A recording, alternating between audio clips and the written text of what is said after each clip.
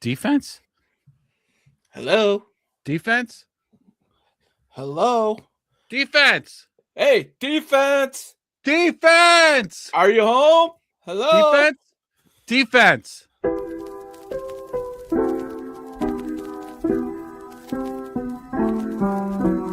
Everything bear show, yo, bear down, bear down, bear down, bear down, bear down, yo. Everything bear show, bear down, bear down, bear down, bear down, bear down, yo. First down, first down, first down, touchdown. Everything between the walls, oh now. Bow down to the ground, Lakeshore, downtown, sister throne, up the north, up high, come down, find out, intercepted, locked down, found out, knocked out, nined out, in the state, touchdown, plow. First down, touchdown. Everything between the walls, oh now. Bow down to the ground, Lakeshore, downtown, sister throne, up the north, up high, come down, find out, intercepted, locked down, found out, knocked down, nine round, in the state, touchdown, plow.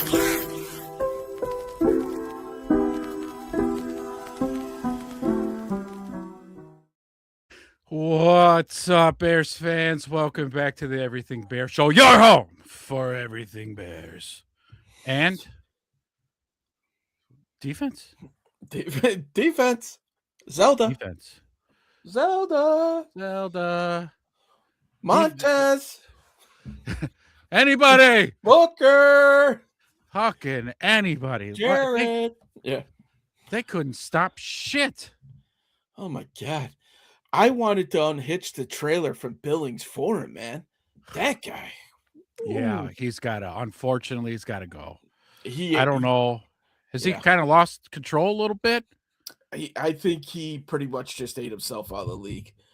Listen, man, if you're that big, you got to be able to take on a double team, not be put on roller skates. Right. And bro, Right. come on, man. I mean, you should know your pursuit angles by now. Correct. I'd agree with that. Dude. He's a veteran. All right. I get it, man. I run like I got a piano, the refrigerator, and a trailer all running behind me now that age is kind of caught up with me here, but still, damn, dude. Yeah. When I was your age. Yeah, man. He's just he doesn't have it anymore. Oh. He doesn't. And when he was with Cincy, he was a great run stuffer, and that's why they got him. Maybe take up an interior double team from now on. They don't have to do that anymore. Right. Which then compromises the DNs, the linebackers, everything. Billings was great for us last year. Yeah. He was hurt a lot, but when he was on the field, he was a run stuffer. And now he's just out there for biscuits. Right. I don't know what he's doing. I tell you what, man, there was a lot of lackluster performances in there. Dom Rob, very disappointed. Yeah. I was like, who's this guy with the guardian hat? And I was like, oh, that's Dom Rob. Like, what happened to this guy? Is the high ankle still a problem? Yeah. Like, he was non-existent. Booker had a tough game of it, and he wasn't even going against the All-Pro, Trent Williams. Right. He blew a hammy, probably celebrating in the end zone. But yeah. It was like that first series he got hurt, and you're thinking, oh, shit, he could capitalize. Didn't do shit. Hey, I told you, man, when I watched that Indianapolis game, I was like, wow, either the 49ers offense is really good or the Colts defense is horrendous. And I was leaning more towards the 49ers offense being good. That's what I would go with. I mean, their offense is good. Those guys were, wow. Yeah. And you look at it. Yes, they have Christian McCaffrey. Okay, I recognized one receiver that was out there. That was Jennings, who was wide receiver 3 for him last year. You know, but I have a whole new respect for Brock Purdy. I always liked him. Iowa State kid. I watched him in college, played great, and everybody was bagging on him because he was the last pick of the draft. Good for that kid, man. I mean, that kid got paid, and he deserved it. Shit, 10 touchdowns in the last 2 games? Yeah. It's pretty So, impressive. yeah. And was it me too? Because I have to say, all night as I'm watching the game, aside from Brock Purdy making a sandwich in the pocket, Mhm. when he throws the ball, it's so slow Yeah. and lofty that every time he threw, I go, "Here comes the pick. Here it comes." And it was nowhere near a defender because he was throwing to wide open people. Mhm. Nashawn, the toast, burnt toast, right. Yeah. Thank you, Nashawn. Nashon did not do himself any favors in adding a few zeros to his contract or years in this game. I saw something on social, and don't quote me on these numbers, going off of memory here. When targeted receivers that Nashon was covering, 7 for 7 for like $180 and 2 touchdowns. Yeah, not good, man. That feels accurate. Hmm. And a lot of people were saying Nashon can run with you stride for stride in a straight line going down the field. But once he's got to open up his hips and start covering you across the field, that's it. He's done. That's like the chink in the armor there. Yeah. How about Brisker too, huh? Brisker still disappointment Mhm. from week to week. I don't know what's going on with this kid. He takes bad angles. Yeah. Yeah, Average you game, maybe. know what I was seeing a At lot of best. Tremaine? Guessing wrong. Yeah. He just guessed wrong. So many times I'm watching him backpedal, and then he goes to cut to he wasn't even thrown that way. Yeah. Like, oh my God. I think the Bears linebackers in general, outside of the first play where TJ got himself a pick six, which by the way, I believe was his first one in his career. Yeah. The linebacker play was terrible. Yeah. Outside of that one play, Christian McCaffrey gouging him up the gut. Hopefully Noah Sewell. I know he's got the torn Achilles. He's out. I was actually looking forward to seeing what Jackson could do in there after he went out, and we didn't see him. Why? No. That kid plays the run probably better than the two starting linebackers that we have. Yeah. Now, can he cover or go sideline to sideline like the other guys? No. Yeah. But the kid, yeah. DeMarco, he's good in coverage. Mm-hmm. He had the tip and then tipped it to himself interception. Yeah. I think the kid needs more playtime. I get it. Our two big name starters are back, but you can obviously tell they're operating at 85, 90%. Can we get a body out there that's running on 100%, please? Right. Listen, as it stands right now, if the Bears win here, they guarantee themselves the 2. Couple other things could happen, like the Eagles can lose as well. Bears can lose. They're still in the 2. But here's the thing. The Bears and Eagles play in the same time slot, so you're not going to know. So the Bears are going to go out there, and they're going to play their starters. We know that for sure. Sounds like Dan Campbell, pretty much the same thing. Yeah, They don't have Ben anything Johnson to play also for. said. Ben Johnson said we're going to win this game. So yeah, that's and as we should, because if you win your first round matchup, if you're the number 2 seed, you're still guaranteed another home game. If you're the 3, you might be going on the road. So let's keep it all coming through Soldier Field. One of the scenarios is if the Bears lose, Eagles win, they drop to the 3. The odds have it that they're going to get matched up with the Rams. And we were talking, that's the one team that scares us. But I tell you what, if you get the Rams in your house, 0-degree weather for a warm weather team, I like that matchup a lot better than if the Bears got to go to SoFi out in welcome to Chicago in January. Yeah. Welcome, damn it, welcome. And it won't be the first time that the Bears beat a Stafford-led Rams team either. Was it 2 years ago that they stunned them? Justin Fields, I think, shocked the world in beating a good team. Yeah. So. Yeah, but it's not just that too. It's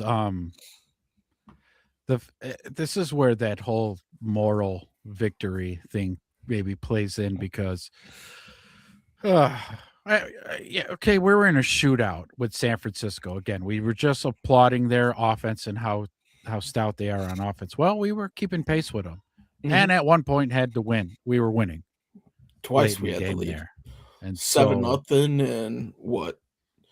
35-38, I think. yeah. We had the lead at the end. Yeah. So that kind of strengthens our belief as Bears fans that we can go toe to toe with these big dogs. Again, we have like this inferiority complex that we're still kind of battling from all the years of decades of trauma of being a terrible football team. Well, we're good now. The guys in the locker room believe it.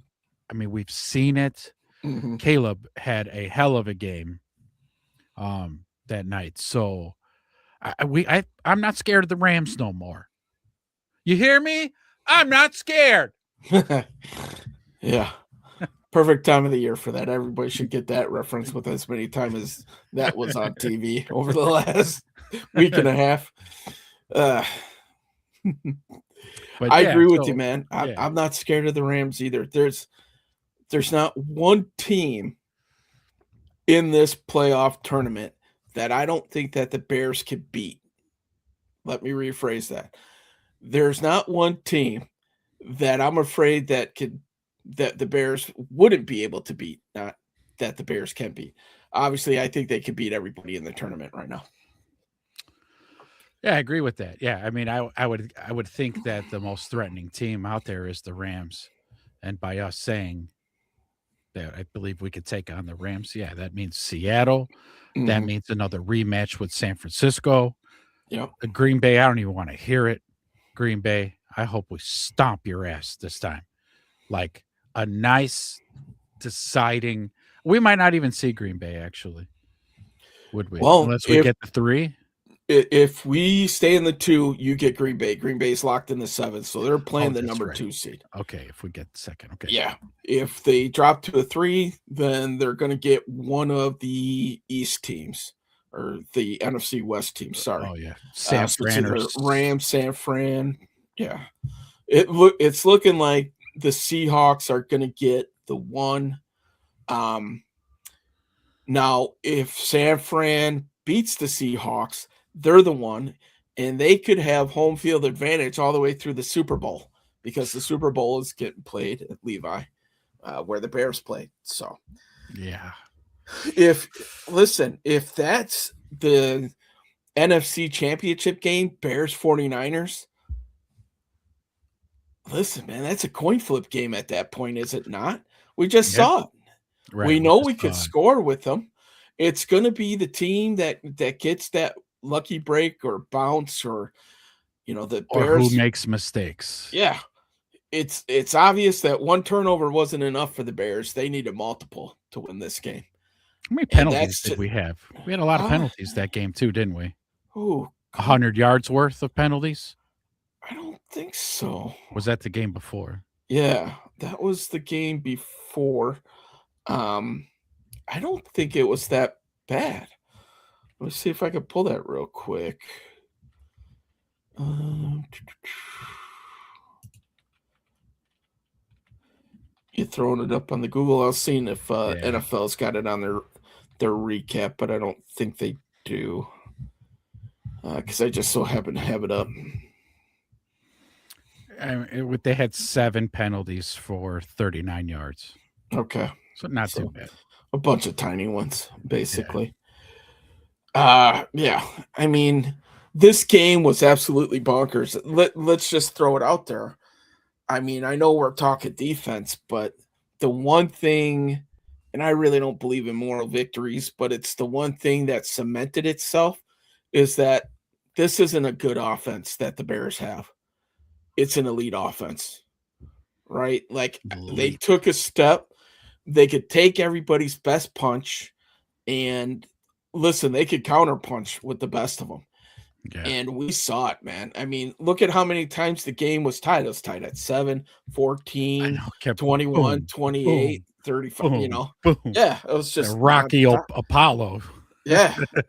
And that was awesome, man. Like, I think, it was the first time that's ever happened or, whatever that they were saying on the broadcast. But what an entertaining game. Even though the Bears lost, I'm not devastated by this loss, though it did take us out of contention for the number 1 seed. I would have loved to seen everything come through Chicago. But listen, man, if we sat there at the beginning of the year and we said, oh, yeah, I expect the Bears to be the number 1 seed in the NFC, we would have been laughed right off with social media, right? They'd be like, these guys are such homers.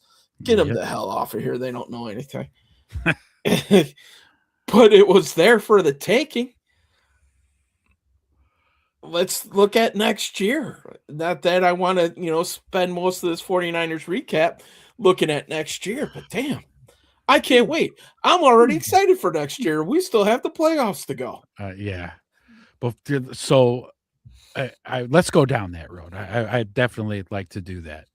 When you look at the throws from the last game that Caleb's doing, he obviously is understanding what he's seeing on the field now. He understands this offense. He's commanding it. And another time throws out a tricky cadence that made them jump, free play, missile. What was that, 40 yards? More than 40? I mean, it was 45 plus in the air. Boom. And it wasn't in the air very long. That's for damn sure. How many fucking times have we had Aaron Rodgers do that shit to us? And now we got a quarterback that does it. We've never had a quarterback that did that. Mitch didn't do it. Justin wasn't doing it. Nobody was doing it. Caleb did it with ease. I mean, when they jumped and he took it, he rolls right a little bit and zip. Yeah. You might as well throw it. All right, so there's that one. And then because he threw a piss missile to Colston for that, people, he doesn't have touch. Okay. Didn't need it there. How about the throw to Loveland for that touchdown? Luther Burden. Who did I say? Did I say Loveland again? Yeah. Yeah, Luther Burden. Like, he had to get it over, and he had to get it there in a jiffy too. But it had to go over the defender who was trailing behind Luther. Right there, man. Just perfect dot touchdown. Like, fuck off. Caleb's the man. That's it. You look at the tools that he's put in the toolbox over the last 6 games. The cadence, like you said. Yeah. Massive tool to have. You know what I was impressed with? Not only the cadence, but look how fast Colston got downfield. Yeah. Damn, like that was like that. Yeah. 40 yards in the end zone, breaking away. I don't know if you watched the all 22 on that because they ran that play out of Jumbo 13. So an 13, offensive lineman was a tight end. So he breaks out into the flat and he mailboxed. He's like, hey, you're right here. And Caleb's like, nope, we're going for it all.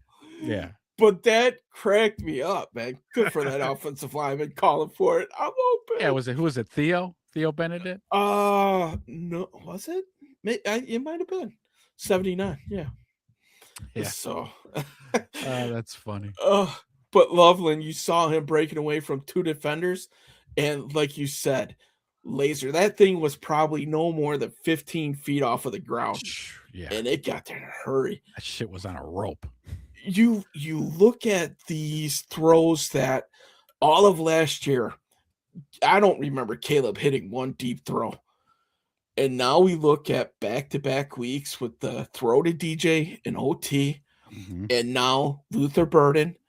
The Colston Loveland, that was just a straight frozen rope. It didn't need touch. It didn't need to get over anybody. No. That was just, like that thing probably had a vapor trail on it, right? The refs heard it whizzing, cutting through the air. If it was a Nerf whistler, man, that thing would have been loud as hell. Yeah. So, but go ahead. Yeah. I was going to say, man, these are the throws that he was missing.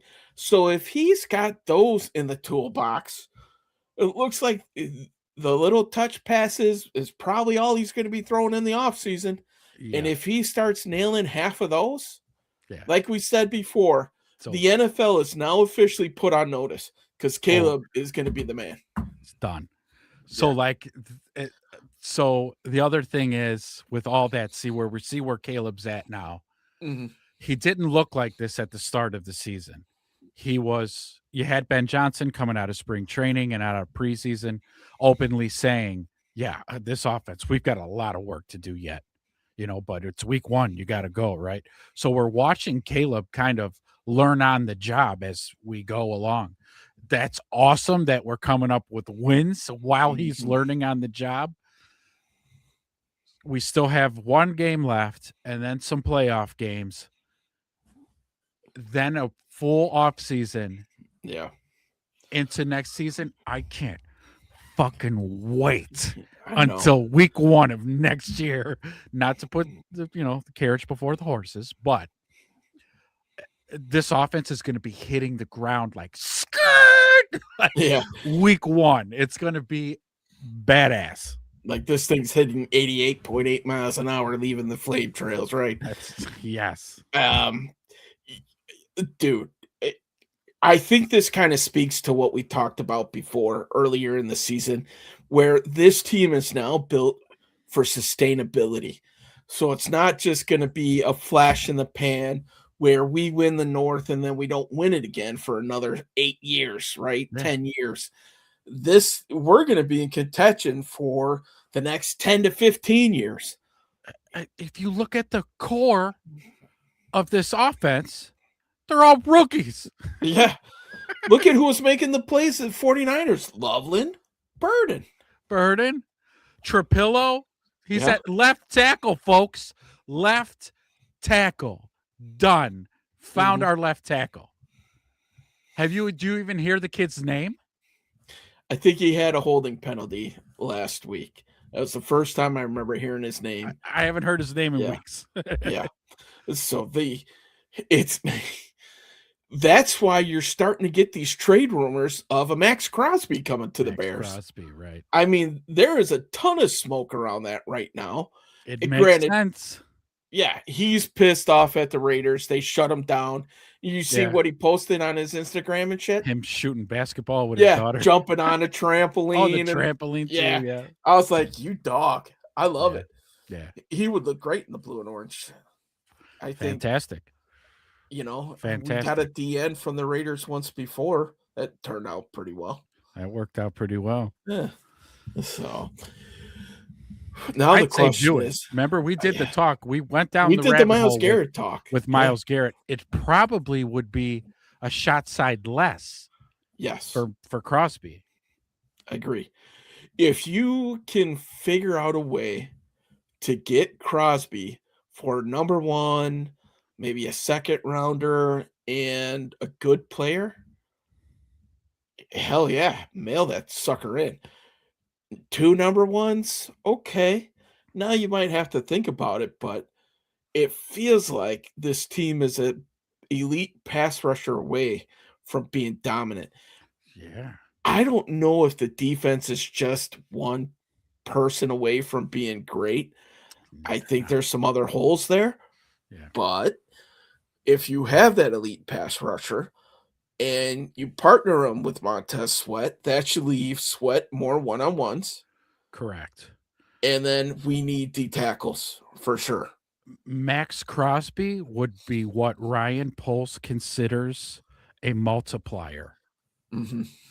Right. You bring him on, you put him on end. You probably wouldn't have to make too crazy of moves, but just bringing him in alone multiplies everybody else. Yeah. For what you just said. Montez now won't be getting shipped and doubled all the time. Yep. It's going to speed up the opposing quarterback's tempo in his mind. So the ball's going to be coming out quicker, which means our corners can jump. It's like, it's like a ripple effect. Yeah. He would make Jalen Johnson better. He makes Stevenson better. He makes Kyler Gordon better if he decides that he wants to ever be healthy. Like we stopped talking about Kyler Gordon. And that's a shame. Ooh. Yeah, Ooh. Exactly. Huh? Yeah, Kyler Gordon. I don't know. Maybe we should have been looking for a hamstring while we were looking for the defense. I don't know. But I agree, man. And no matter what other teams try to do to neutralize him, I would hope Dennis Allen would be good enough to where they're stunting, they're twisting, turning, and whatever Yeah. they're doing. Just don't drop them in coverage, please, because that would piss me off. Yeah. But yeah, just turn But them loose. it adds another wrinkle to blitzing too, Sure because does. if Kyler Gordon's back again, the mysterious, amazing Kyler Gordon. But if he's going off that edge, you see him creep up to the edge, and he's Yeah. on Crosby's side. That tackle's going to be farting a little bit. Yeah, yeah. His butthole will be puckered for sure, at the very least. Oh God, Yeah. what now? And like you just said, the talk all at the beginning of the season and even before going into the season, the national pundits were talking about, when you trade for a big player, you always ask yourself, are you that one player away from winning a Super Bowl? And with the Bears media, the answer was always no, because we don't even know yet what we have with our quarterback. And that's kind of what you want to solidify first. Well, now there's no more questioning Caleb's spot on this team. He is the franchise quarterback. He's going nowhere. Bears fans, you guys should be happy about this. And now with the offense scoring as many points as they are in the rankings, the rushing game, Caleb again sailing these deep balls for touchdowns and all these things. Yeah, we might, because look, we're making the playoffs now with no defense. 0. So we could be a real Super Bowl contender away by bringing in a pass rusher. It's to the point too where we don't need to be a top 10 defense. We just need to be top half of the league. Yeah, 15, and that's going to be good enough. Right. Hell, maybe not even the top half. Maybe you just got to be around the top half. Right. And then you're going to be good, because you look at what we're putting up 38 points a game. Yeah. And I get it, man. San Fran's D wasn't all that either. Yeah. They were pretty sus on the back end. We talked about their back seven. We felt that Caleb was going to have a big game, and he did. He threw for 330, 2 touchdowns, and we ran the ball effectively when we ran it, which that might be something that we talk about a little bit later. But yeah, man, I mean, you can match toe to toe with these teams. I would have loved to see the Bears run it a little bit more, try to take the air out of the ball, because Brock Purdy can't score if he doesn't have the football. Because when he did have it, he was scoring quite a bit. At will. At will. He made on that one play, he made Aaron Booker, Austin Booker, and Billings look like fucking idiots. Yeah, like they were on roller skates, literally. He put them both on skates, man. I was just like, are you fucking kidding me? Yeah. Booker, really? Like, your body control is that poor? Because, again, Max Crosby wouldn't have missed that. No. Myles Garrett wouldn't have missed that. Just saying. What say you about the run game? It was average. It was an average run day. 22 carries for $110. Between them both? For all three. Swifty went 9. Swifty. Sorry, Swift. I will never call you a Swifty again. My bad. Swift went for 9 for 54, so he's over 1,000 for the season. Congratulations, man. How many touchdowns did he have? 2? Swift had 2. Yep. My 9 guy, 8 for 38, averaging 4.8. Swift was averaging 6 a crack. Caleb, 5 for 18. A Swift long of 22. Manungai long of 18. So they were breaking big runs. Yeah. CMC went nuts for the 49ers. 23 carries for $140, long of 41, his longest run of the season, which we talked about. That's like a trend our defense loves doing. Yeah. Ashton Genty, too. Career day against us. Yeah. Brock Purdy 6 for 28 and 2 touchdowns. How many times did he run left? My goodness. He must be sneaky fast because either that or the NFL cameras are slowing him down because he didn't look that fast to me. But It didn't. man, that dude just constantly made plays. Threw for 3 touchdowns, ran for 2 more. 5 total touchdowns for him. And that's just another testament just to how bad our front four is. Yeah. It's awful. They got to be better. Dude, we got Detroit this week, and then we got playoffs. You guys need to be better. Mhm. Gut check time. Jeez Louise. So the quarterbacks, Caleb went 25 for 42, threw for 330, highest of the season, 2 touchdowns. Where Brock Purdy went 24 for 33 for 303 and 3 touchdowns, 1 pick, was sacked once. Caleb, no sacks. So No sacks. Caleb, 59.5% completion percentage, which put him at a QB rating at 100.3 compared to Purdy, who was 118.6. So that's a coin flip on who was better. Right. Purdy had 3 touchdowns compared to Williams, but Purdy also gave up a pick 6. So I think those two went head to head. That was a good young matchup.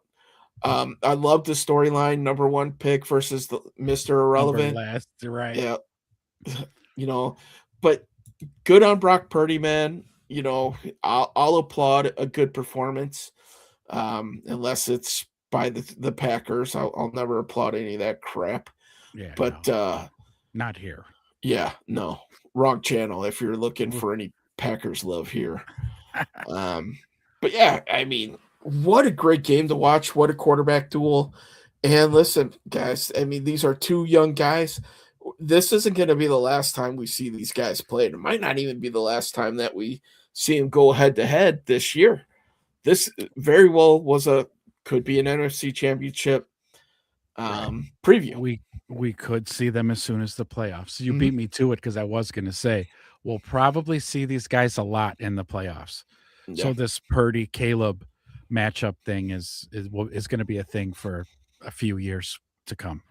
You look at it too. Purdy is a young guy. He just got his first big contract after the rookie deal. Caleb's on his rookie deal. You think that these teams are going to be pretty close to marrying each other. So you're probably going to get like this year, if they finish first, you're going to see them next year because they're both first place division winners. So the Bears are going to have a first place schedule next year. Right. I can't wait. Now we're going to see them stack up against all these first place divisional winners. And what a way to sharpen the sword, right? Right. Go against the best to be the best. Yeah. And also, too, to be a household name, one of those things where you're like, oh, yeah, Bears. Yeah. Yeah, they're for real. Everybody has been doubting them all season, and I don't think that's going to stop. No. So, it's right. You did the narrative of this is the worst 11-5 team that got thrown out of the window a few weeks ago against Philly. Now the narrative has switched where even though they lost, the Bears have arrived, right? Rich Eisen said it on his show.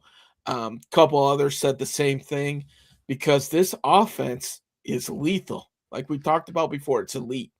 Yeah. And they could score with anybody, and they've shown it. Shady did a 180 too. He must have seen the video. He didn't want another clown nose, huh? No more clown noses for Shady. Yeah. Oh, Shady 180. Oh, Shady 180. That's right. I love it. Because he was talking mad shit. But the last time I saw a clip the other day, he was like, "Oh no, Caleb for real. Yeah. Caleb's for real." I'm like, "Oh, okay, now he's for real. All right." He had to see that. He had to see that performance. You didn't see all the performances all season long? Mm-hmm.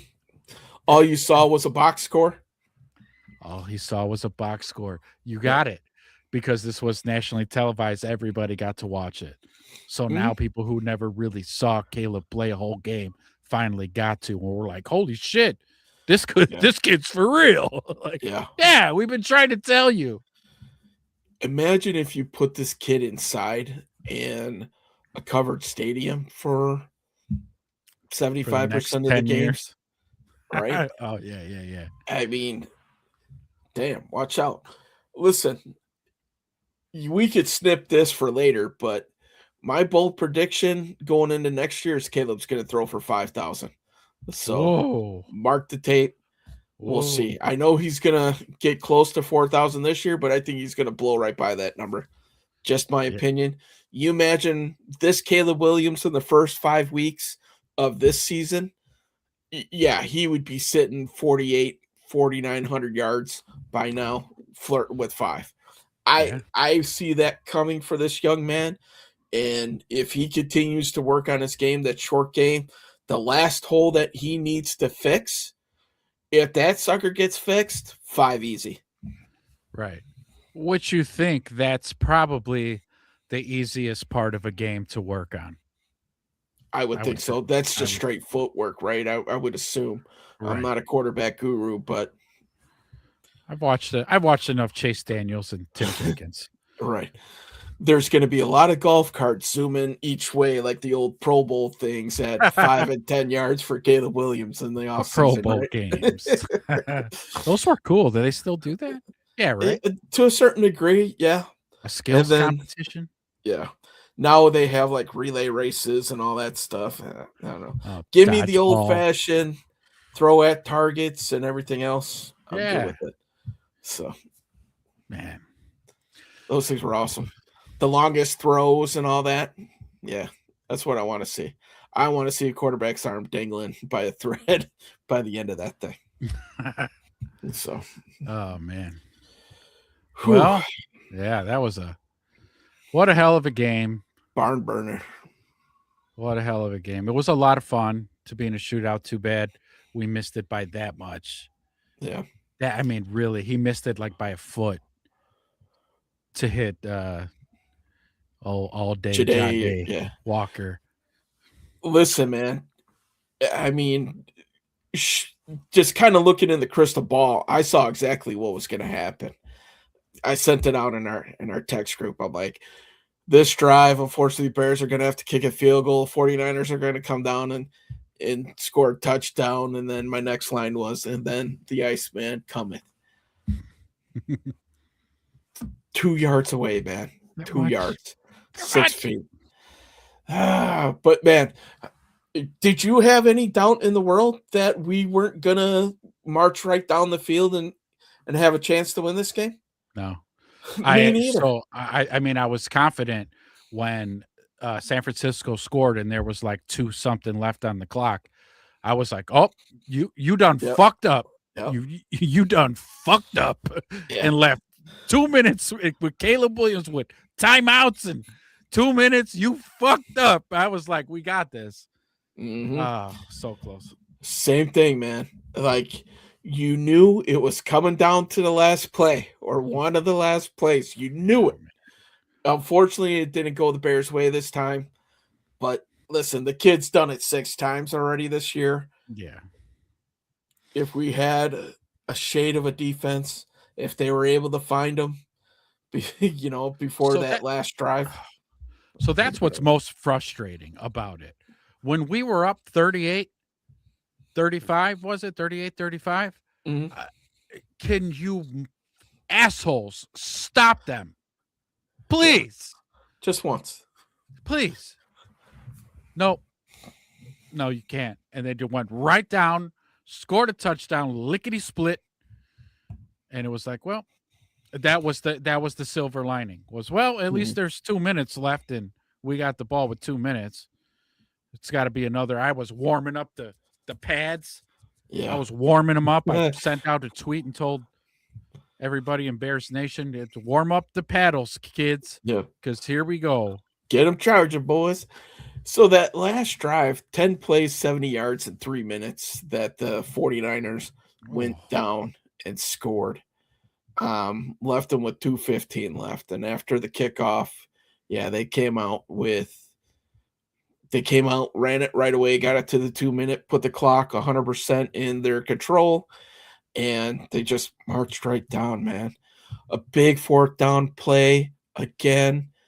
Like I had a few heart palpitations there, but still felt fairly confident because, Colston Loveland traditionally will get the ball in that situation. It's so funny that you say that. Did you hear Mhm. what Kevin Byard nicknamed them? No. Third and Colston. Good for him. That's But yeah, great. I think he's a superstar to make it too. He is. And Luther Burden, Him the too. these two rookies look outstanding. We can make an argument that Luther Burden is probably the best tight end that came out of the draft last year. Excuse me, wide receiver. Oh, Yeah. I was like Colston. Oh, wide Yeah. receiver. And then we can make the same argument that Loveland was the best tight end. Yeah, I wonder how he stacks up against Tyler Warren now this late in the season. Huh. Well, I could ask the Google machine. I got Colston's up if you want to go to the Colts real quick. Tyler Warren's? Yeah, get his stats, and I got Colston's in front of me here. So Colston, while you're looking that up, 48 grabs, 622 yards, 5 touchdowns. He is now the second in receptions on this team behind DJ Moore by 1. Oh. So he's probably going to lead this team in receptions and quite possibly yards, depending on what happens in this last game. DJ Moore's 49 for 671. Loveland's 48 for 622. You got Warren's numbers? I do. Okay. Where is he at? So he's got 71 grabs for 791 yards and 4 tutties. Okay.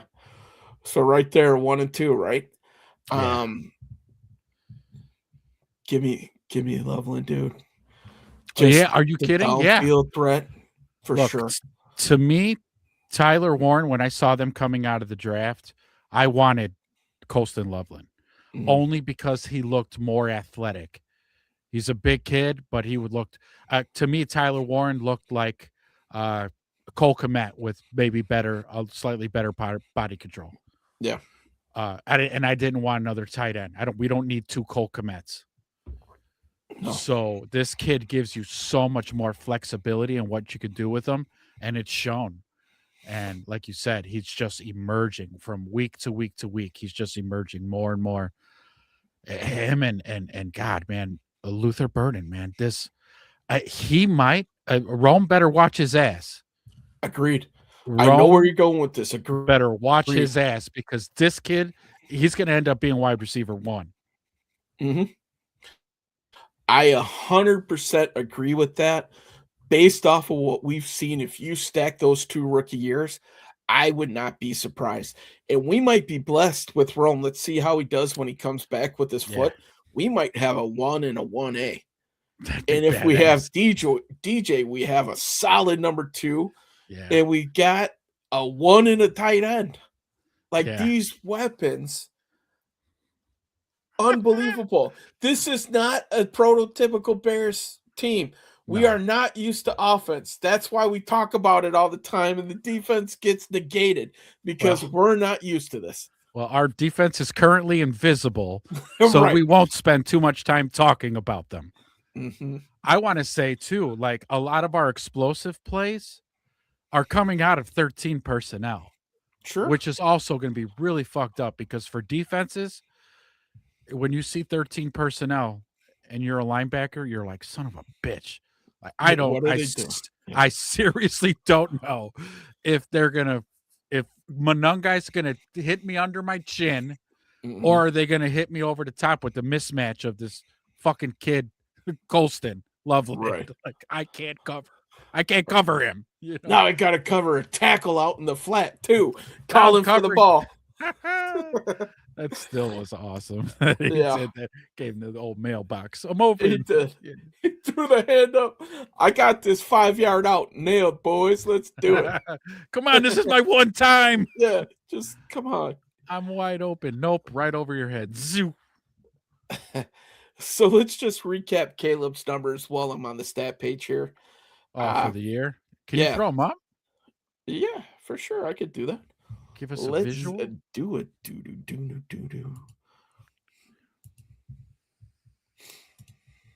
All right, here we go. All right, so we got good old Caleb here, 3,730 yards. He is right So there. He my is right sports there. math says 270 yards, and he's throwing for 4,000. Yeah, buddy. Do you remember what Kramer was? He was 38. I want to say he was like 38, 38 or something. So he's only got like a 110 or 120 yards to beat Yeah. Kramer's record. Let's say 170 puts him at 3,900, and we know that will be an all-time passing single season yardage record for the Bears. 25 touchdowns. Isn't that what he threw last year? I think so. And we still got one game to go. Got one more game to go. 6 picks. Only been sacked 23 times compared to 68 last year. 68 last year, boys. My God. Overall passer rating for the year, 90.3. I'm assuming that's what rate is. That's passer rating. 90.3. It's good. Yeah, I'll take that. Let's look at some other stats. Swift, 1,000-yard rusher, like we said before. Yeah. Congratulations, Swift. Look at Kyle Monangai, dude. He's 31 yards away from 800 yards. Yeah. I just heard Jeff Joniak give a stat saying that the Bears haven't had a 1,000-yard rusher and an 800-yard rusher since 1920s. It was a long time. Back when we were watching black and white, probably before TV. It was a long and that time they ago. had leather helmets, no face masks, right? But that's badass. You think about that? That's 1,800 yards on the ground just from our two running backs. Mm-hmm. Woo! Yeah, it's absolutely crazy right there. Caleb Williams rushed for 387, 9 touchdowns for Swift on the ground, 5 for Monangai. 5 for the rookie. Yep. Caleb pitching in with 3. DJ Moore had the 1. Britton Brown, I don't even think he's on the roster anymore. Might not be. Receiving, we don't have one single, 100-yard receiver or 100 reception receiver, but man, we have 1, 2, 3, 4 40-plus guys with one catch away on the outside. Yeah, and so look at all of them over 600. Yeah. I mean, again, this is another testament to both Ben Johnson and Caleb Williams that, dude, they're spreading the ball around. Again, that leaves defenses on their heels. Yeah, because you can't just cloud or shade with our offense. You can't do it. DJ Moore, 49 for 671, 6 touchdowns. Colston, 48, 622, 5 touchdowns. Rome, who hasn't even played in the last 4 weeks. 4 weeks. 44 for 661. So if you were to project Rome out another 3 games, dude, he'd be at 1,000. He would be pretty damn close. Let's say, 70 yards a game, another 210 yards. He'd be sitting at about 900 yards right now. Yeah. And more tutties. Right. Luther Burden. But Luther Burden with 617. Woo! 44, 617, 2 touchdowns. Long of 65, long of 58, long of 46, long of 37. DeAndre Swift, long of 55. We all remember that one. That was the lucky one. Yeah. Right. Cole Kmet, a long of 31. Monangai, a long of 34. Damn, man. Explosives. We lead the league in explosive plays. Yeah. Both, explosive plays for those at home, passing plays over 20 yards, running plays over 10 yards. It all go into that stat there. So this just reinforces what we were saying. There are so many weapons on this team. You can't cover one person. You got to cover everybody who's out there. Yeah. Every defense needs to be disciplined and cover every blade of grass with this offense. And that's what makes this thing lethal, man. This is absolutely, without a doubt, why this offense is elite. You see it right there. Listen, guys, if you come to the Bears, you're probably not going to be leading the league in any category, but this team is going to be kicking ass. Yeah, you're going to win games. Yeah. And that's just how it is because there's just not enough footballs to go around. It's just that, man. Too bad you can't throw 2 balls on every play. You think about it, though. If Caleb goes for 5,000 next year, like I'm predicting, so all of a sudden now your receivers have another 1,200 yards. So that could be DJ Moore over 1,000. That could be Loveland flirting with 1,000. That could be Burden going over. Or it could be a combination. Hell, they might be flirting with 3 people around 1,000 yards next year. Yeah. Hypothetically, right? Like, I don't see that being completely out of the realm of possibility. Well, no. So if we stay with the 5,000 yard mark, and you got to divvy those out to the roster, yeah, totally not out of the realm. Yeah, Zacchaeus, who hasn't played at an age at 39, Swift 33, Cole Kmet 28, Monangai has 17, All Day 4 with a monster. So he's touchdown. going to get Ja'Day Walker. I bet you he's going to be much more of a role player next year.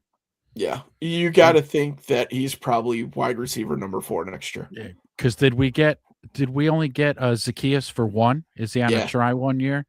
Yeah, he's not coming back. Yeah, no. Not with how these other guys are playing. You don't need him back.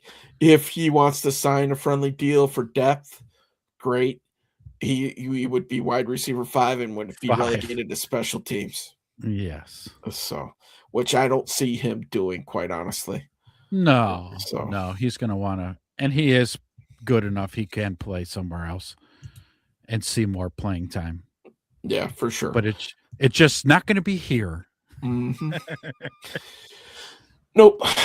Go be, a slot receiver somewhere else. Thank you for the 1-year rental. You helped Caleb out early, but now that all these other dudes clearly who are more talented are stepping up, I can't wait to see it. I can't wait to see what these guys do for the rest of this year, and I can't wait for this to carry over into next year. So exciting. Such an exciting time to be a Bears fan. And when was the last time that we could truly be excited about what the Bears are going to look like moving forward? It's been a long time. I mean, even when you go back to the Matt Nagy year that we made the playoffs with the double doink, you weren't too sure that was sustainable because, again, the offense struggled a lot. All those games being won were the defensive touchdowns, giving them really short fields, but that offense was clunky with Matt Nagy, and it never really picked up. This offense here was clunky for about the first 2 weeks of the regular season, and then it just every week it got better and got better and got better and got better, and to the point where we're on this show right now talking about how awesome the offense is, giving it the moniker elite. And so, man, oh man, absolutely a great time to be a Bears fan right now. Thank you so much. 17 of you showing up. How's everybody doing tonight? Happy New Year's Eve. Give us a fuck Green Bay in the chats if you can. So Eric Kramer, I was pulling it up there. 38-38 for Eric Kramer. So Caleb Williams only needs 70 yards to become the Bears all-time single season passing leader. How many was that? He's got 38-38 for Eric Kramer, and then Caleb is on 37-30. So he needs 109. Sorry. Yeah. Okay. Yeah. But so that's pretty much in the bag. If Caleb's not throwing for at least 109 next week, we all better hold our collective breath because something happened. Just saying. Yeah. That's always a risk in this game. Mhm. But the kid's been smart, man. He's got great body control, and as we've said before, the boy thick. Yeah, the boy thick. He hasn't missed too many meals for sure. He hasn't skipped leg day, that's for He sure. does not skip leg day. Yeah. Those legs are probably how he's part of his throwing mechanic, of how he's able to get so much velocity on the Torque and ball. yeah. Yeah, strong legs It's on him. yeah. You just never see him get put in a compromising position. Last year, you were afraid, but even most of those hits, he was taken up high. They weren't down around his ankles. You Right, know, he jumps out of a lot of that stuff. He doesn't put him in the position to take the big hit. right. And we bagged on him a little bit last week, like, hey man, run an extra 3 feet before you start that slide, get that first down, type of thing, dive forward for once, all this and that. Right. But listen, man, if he's hanging in there, staying healthy, I guess he's just got to get it on fourth down, which more times than not he has. And we just got to trust the process, right? That's what they say. Trust the Trust the process. process. That's what Lance Briggs Hmm. has this the slogan. Trust Ben. Right. So as it stands right now, with one game to play, Caleb Williams is already number 3 on the all-time single season passing list for the Chicago Bears. It's pathetic. Yeah, That's sad. That's we sad. talked about it. 109 yards puts him in first. Yeah, So, that's sad. But it's been a long time coming. Definitely excited for it and for the years to come. I can't get over the fact that this whole team is just so young. How the frick did they get all these rookies on the yeah. grass and contributing the way that they are? It just bodes well, like you said, for a very successful offensive future. This is the alternate universe of Chicago Bears that we're used to. It's always awesome defense, shitty offense. Mhm. Awesome defenses, shitty offense. Well, this year's the complete opposite. We've got an elite offense and zero defense, other than the takeaways. So I just had to throw this up here real quick, right? Okay. Is this the Um, all-time list of Bears? this is the all-time passing leader Oh my all time. god. Okay. Jay Cutler leads the Bears all time passing yards, 23,443, followed by Sid Luckman, who played from 1939 to 1950. Jim Harbaugh, 11,567, puts him in third. Jim McMahon, number 4. Mitch, fifth all time. Eric Mitch. Kramer, Wow. sixth. Billy Wade, 7. Ed Brown, 8. And then we have our boy, Caleb Williams. It's already at 9 in 2 seasons. in 2 So seasons. when I was looking at this, I was like, that's it. I got to throw this up. Because let's look at our boy, Justin Fields. Not our boy anymore. The Jets Yeah, problem. no more. So 2021 through 2023, he threw for 6,674 yards, 40 Wow. touchdowns, 30 picks.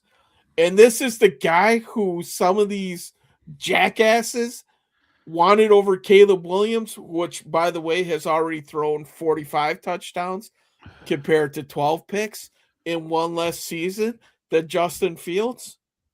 The Justin Truthers out The there. Justin Truthers. Oh, If man. any of you guys are on, please be man enough to drop a comment and say that you were wrong. Come on, man. That won't happen. No. But there you go. The proof is in the pudding. Okay. Golly. It's just if this all-time list just shows the franchise's inability to evaluate quarterback talent or develop it. But guess what? We now have a guy who can develop quarterbacks. Yeah. We now have a quarterback that can be developed. And Highly coachable. we are here at the beginning of it all. I love it. You know, I really liked Justin. I really did. I was like, I was a battered woman. Okay. Okay. And then I didn't really know what a good man was. And then Justin came into my life and he was mid, He was maybe treating you even okay? sub mid. Yeah. Now he wasn't the best. He would still verbally assault me, Forget but your birthday every once in a while. that's fine as long as my eyes weren't swollen shut for the holidays. I thought everything was good. I didn't know how bad we really had it. Now there were a lot of podcasters that I listened to that were telling me how bad we have it and that we needed to demand more and expect more, and Justin wasn't the guy. What I didn't do was when the whole shit was going down, we've got the number 1 pick, we're not taking the Hall, we're saying goodbye to Justin and we're drafting Caleb. I just, you know what? I put on my big boy pants and I said, okay, this is what we're doing. Let's do it. And I, because I root for the Chicago Bears. I don't root for Justin Fields. So if this is the direction we were going to go in, let's do it. Okay. And you trust the process. Last year was an absolute shit show, as we know. But like you said, we bring in a guy, number 1, that apparently knows how to coach a quarterback. And then number 2, Caleb is open-minded enough to take the coaching. He's not going to be stubborn and no, I made my money by freelancing and shit. No, the kid's taking this shit seriously. He's operating Ben's offense the way Ben wants it done. He has his moments where he gets to do all the superhero shit. And they said this at the beginning of the season, and now we're getting to see it now. Right. Where he is operating the offense. And then what happens? He makes the defense encroach, and then, free play. Now we got to freelance. Boom, touchdown. There you go. That just built your mansion, kiddo. Your second mansion. I'm sorry. Right. Your summer He's already, home. yeah. So Catalina wine mixer. Pow! So we talk about Caleb Williams' completion percentage all the time, right? Yeah. Okay. Do you remember any of this conversation coming up with Justin Fields that he was inaccurate? He sucked. His mid game sucked. Yeah. But his deep ball, Justin deep threw ball a was nice good. Deep ball. So you never really heard it. Well, this is interesting. And maybe I took that graphic down a little bit too soon, but you guys will just have to trust me. Justin Fields and Caleb Williams, same completion percentage. 60.3 for their Bears career so far. Jay Cutler. You ever remember anybody talking about Jay Cutler's accuracy?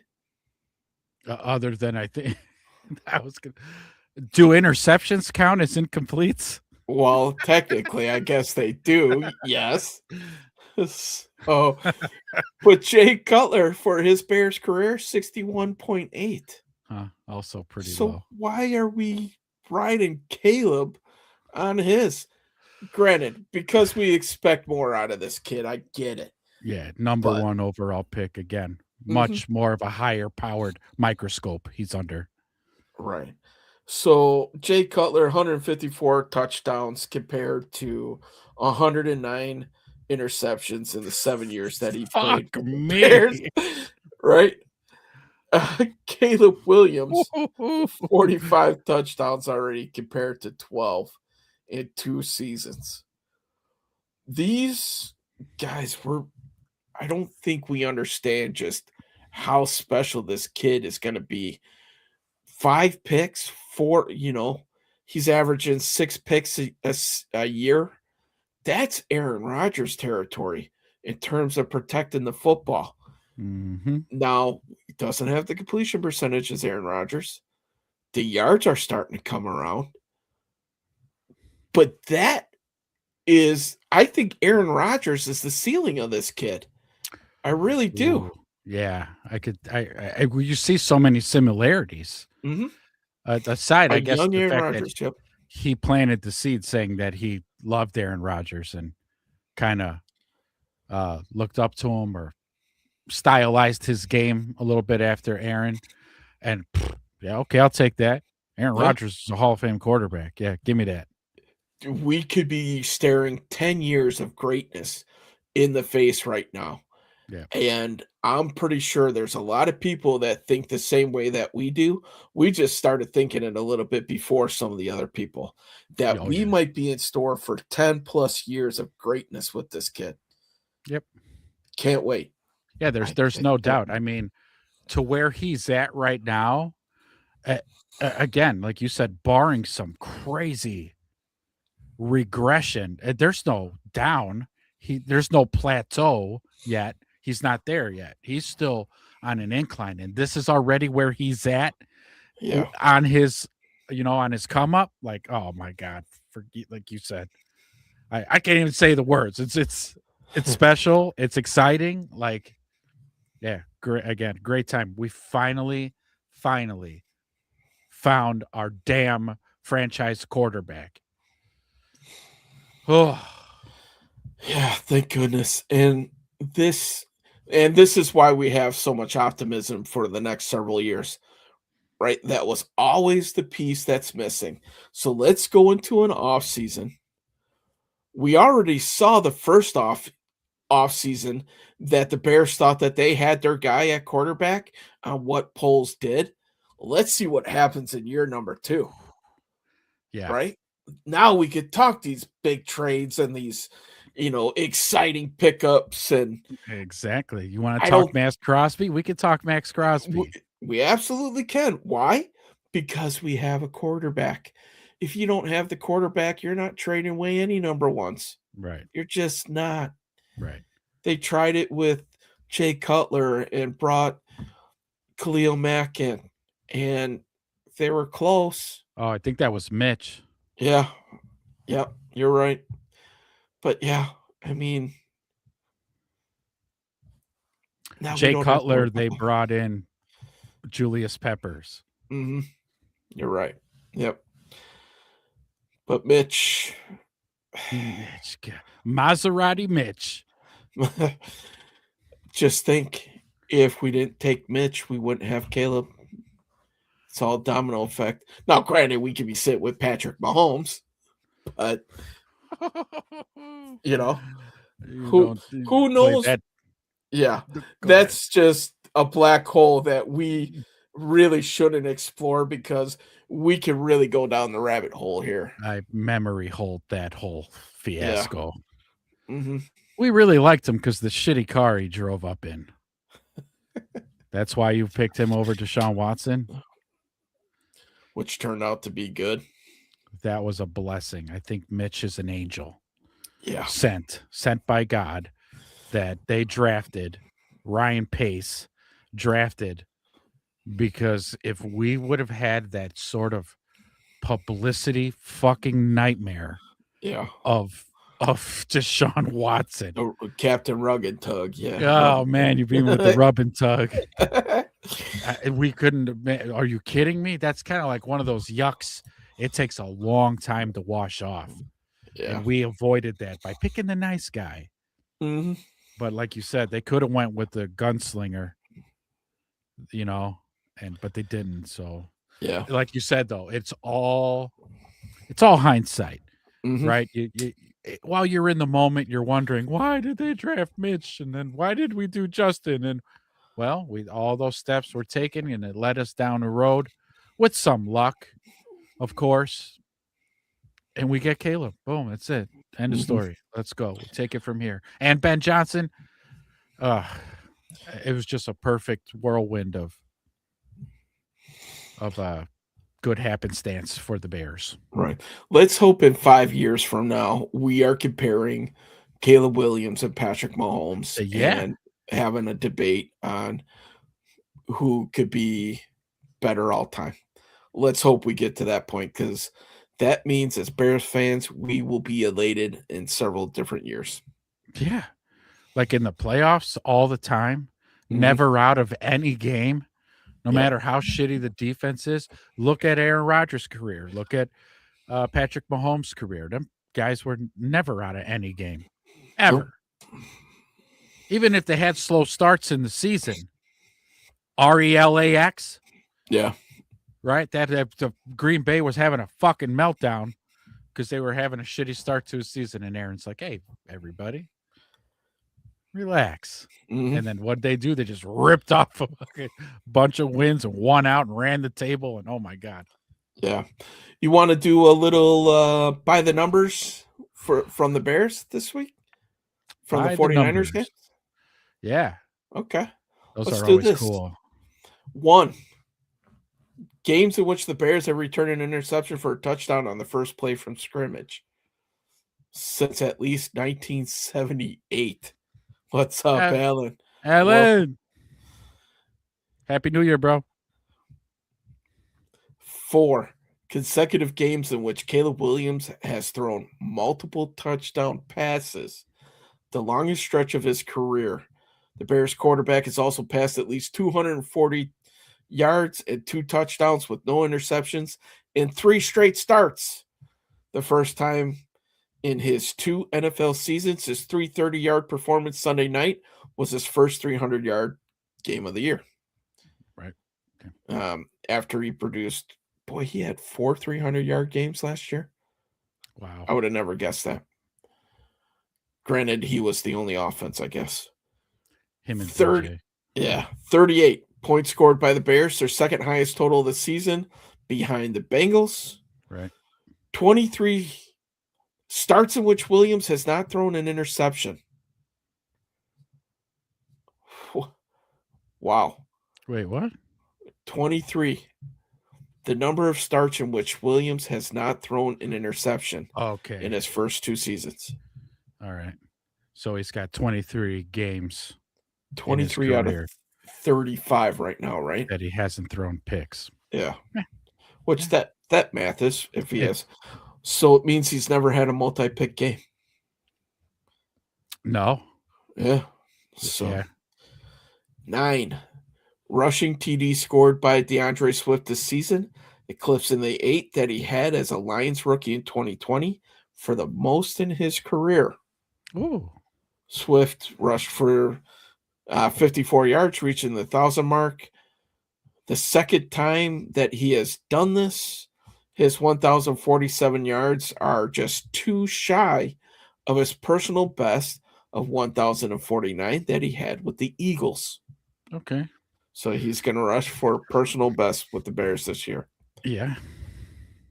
Plus 22. We all know what this number is. Yep.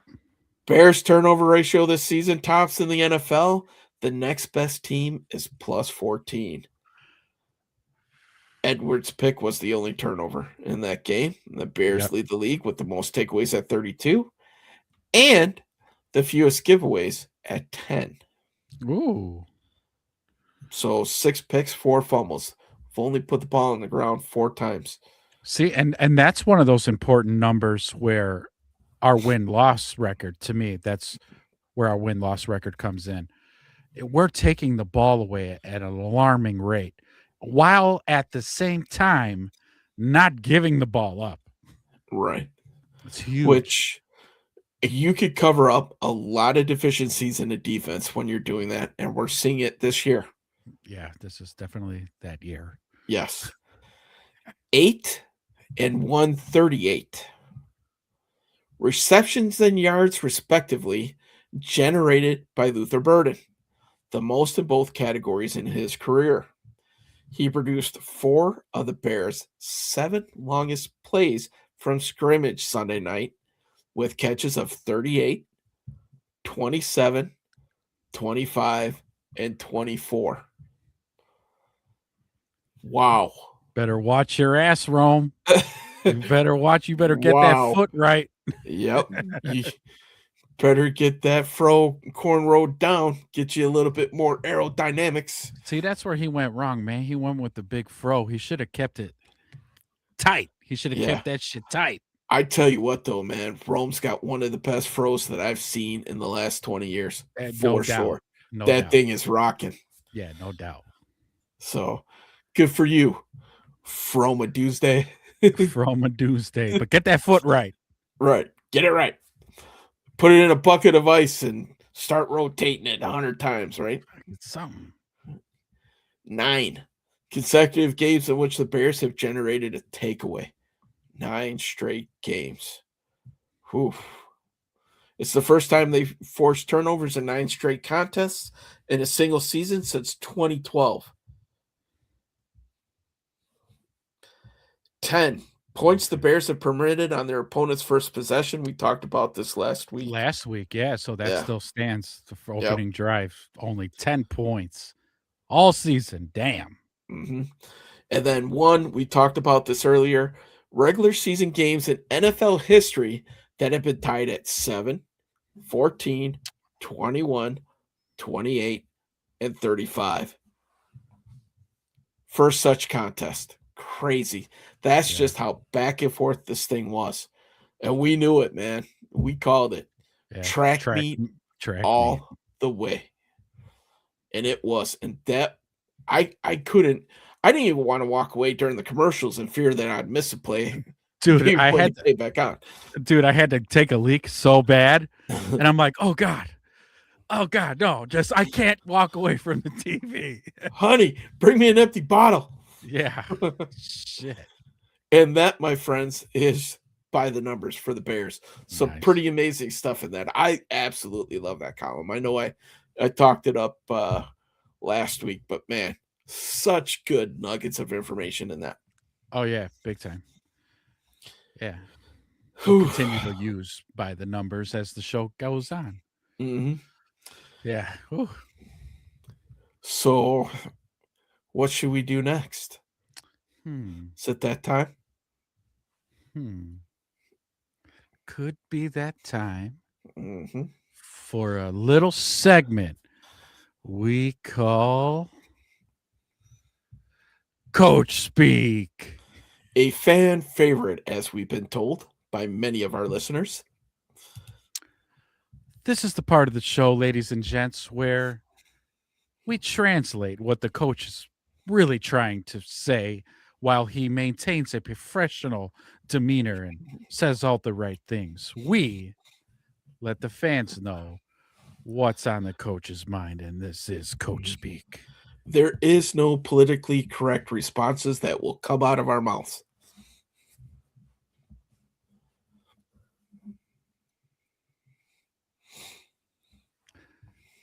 All right.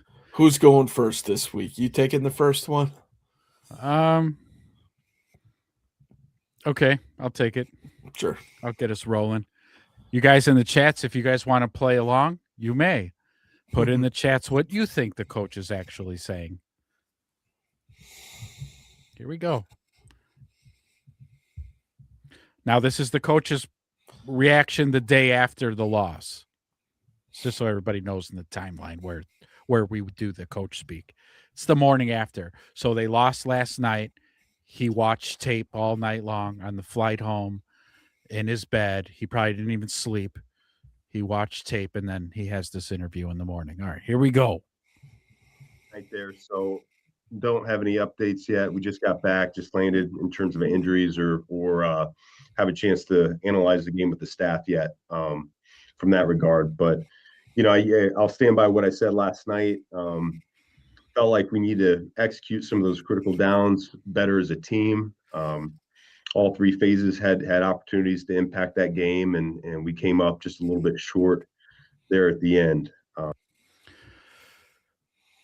So I'm going to do the thing that the coach of the year would do in this situation and take the blame on this loss. But what I'm really trying to say is that this fucking defense couldn't stop a nosebleed all night. And my offense was answering the call at every chance that they had. They answered. So, yeah, all 3 phases need to be better. You know, I felt that from our guys last night in the locker room. You know, you could tell they were disappointed. And I know we'll be committed to getting back on the right track here this week. So go ahead and open it up from there. We have the Lions coming up, and you don't know how bad I want to kick their ass. They hung a 50 spot on us last time. Payback's a bitch. He's already on the next game already. Adam? Ben, I wanted to start with the long touchdown to Luther. After the game, he told us that he wasn't supposed to even get the ball on that play. He was running a clear route. What did you see when you watched it on film with Caleb? And like, what did you, obviously the result you like, but just the way he went through his progressions to get to Luther on that. Yeah, I must not have installed that play very well then, if you felt that way. He was certainly part of the read. He was probably less likely to get the ball. Okay. But yet Caleb felt like he could see. It was more of a layered concept there. We had Colston low, we had DJ in the middle, and then Luther was high, and they just dropped him a little bit. He got a step on him, and so it was. I've told the kid 1,000 times that he's an option on all the routes. So you run full speed, and then you see what happens when you run full speed. Caleb gets you the ball. Thank you for telling me that. I'm gonna call him into my office after this. It was good. It was great for Caleb to see that. I thought the protection was outstanding. It was a drop back pass where you're holding it for a good 7-step timing there from the gun, and so you needed to make sure you had plenty of time, and I thought those guys did it up front, and that's really the key to the play, in my opinion, to give Caleb enough time to get that ball out. Outstanding throw, outstanding catch. Did you guys read the by the numbers segment on the Bears website? I mean, Luther Burden had 4 out of the 7 longest plays of the game. Watch out. We just so happen to have drafted the best wide receiver out of this draft, and we got him in the 2nd round.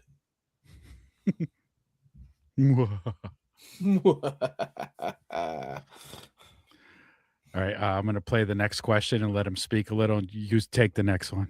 All right. Zach? Hey, Coach. On the touchdown to Colston Loveland, what impressed you about Caleb being able to keep that alive on the free play and then the throw that he made? Yeah, no, I thought it was just really well executed by the entire offense. We walked through those plays, the early plays in the game that morning for a night game like that. And so we kind of talked it through that we would work a hard cadence on that particular play. And if they jumped, then we wanted to take a shot. And so it was really well done. It was really well done. And you thought Colston Loveland ran a good route? Did you see number 79 with his hand up in the flat? That dude was balling. I would have thrown it to him. No. I wouldn't have minded if he threw it to him.